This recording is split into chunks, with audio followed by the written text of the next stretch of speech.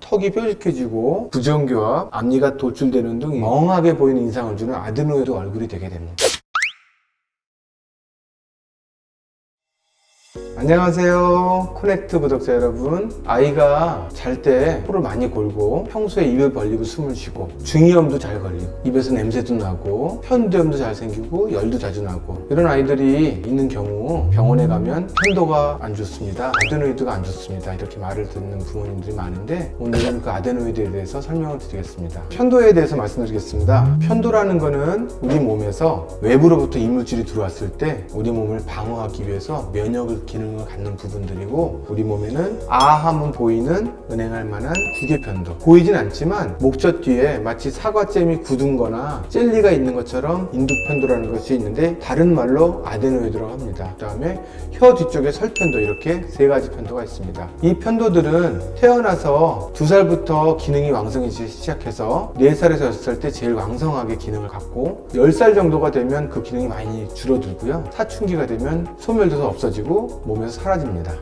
이런 아데노이드가 큰 아이들이 갖게 되는 증상을 설명해 드리겠습니다. 첫째로는 아데노이드는 콧구멍 뒤쪽에 위치하기 때문에 적당한 크기로 생겨서 면역 기능을 좋아지게 하는 것들입니다. 이 크기가 많이 커지면 코로 숨을 쉴 수 없기 때문에 코에 비염이나 부비동염, 축농증 이런 여러 가지 코에 대한 증상을 갖게 됩니다. 두 번째로는 아데노이드와 인두편도는 귀를 연결하는 이관의 입구에 위치하기 때문에 편도들이 클 경우에는 이관을 막게 되고, 이관을 막으면 우리가 이관염증이나 삼출성 중이염 또는 화농성 중이염 이런 여러 가지 귀에 대한 증상을 갖게 됩니다. 이런 중이염이 반복되면 청력이 저하되고, 청력이 저하되면 하수 능력이 많이 떨어지기 때문에 지능 발달에도 많은 악영향을 끼칩니다. 세 번째로 아데노이드가 크게 된 경우는 코로 숨을 못 쉬기 때문에 낮이나 밥이나 입을 벌리고 숨 쉬는 구강호흡을 하게 됩니다. 구강호흡을 하게 되는 경우 안면 근육들이 이완이 되고 치열이나 구개가 늘어짐으로써 이 상태에서 계속 성장을 하게 되기 때문에 턱이 뾰족해지고 부정교합, 앞니가 돌출되는 등 멍하게 보이는 인상을 주는 아데노이드 얼굴이 되게 됩니다. 마지막으로 아데노이드가 큰 경우에는 코골이와 수면무호흡증이 생기게 되고, 이 수면무호흡증이 생기면 깊은 숨이 빠질 수 없기 때문에 성장호르몬 분비가 많이 줄어들므로써 제대로 자기 키가 커지지 않게 되고, 기관지염이라든지 심장의 염증 또는 콩팥의 염증 등 여러 가지 염증을 일으키게 됩니다.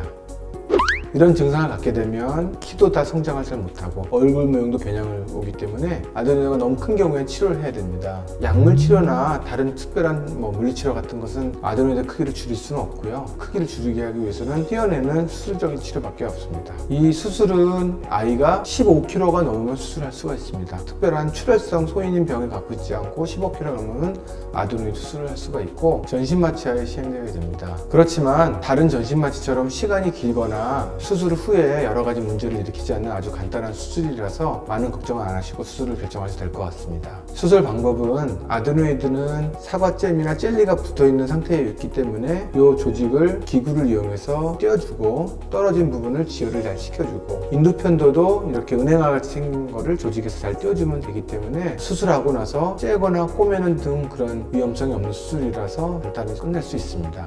수술을 하고 나면 수술한 부위에 딱지가 생기는 경우가 있고, 딱지는 보통 일주일 정도 되면 떨어집니다. 그래서 수술 후 일주일까지는 음식은 죽이나 부드러운 음식을 먹고 탄산음료 같은 건 피하는 게 좋을 것 같습니다. 성인인 경우 편도 제거술을 하고 난 후에는 수술 후 통증이 심해서 식사를 많이 못하고 많이 힘들어 하시지만, 아이들인 경우엔 통증에 대한 감각이 굉장히 둔하기 때문에 수술 직후에도 별로 아파하지 않고 일상생활을 복귀하기가 쉽습니다.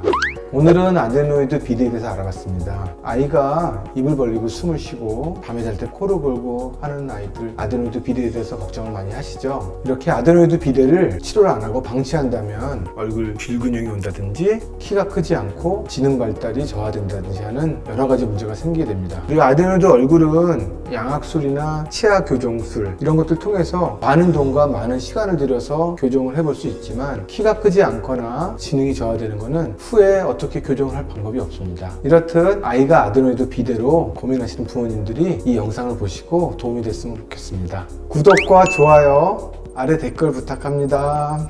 안녕.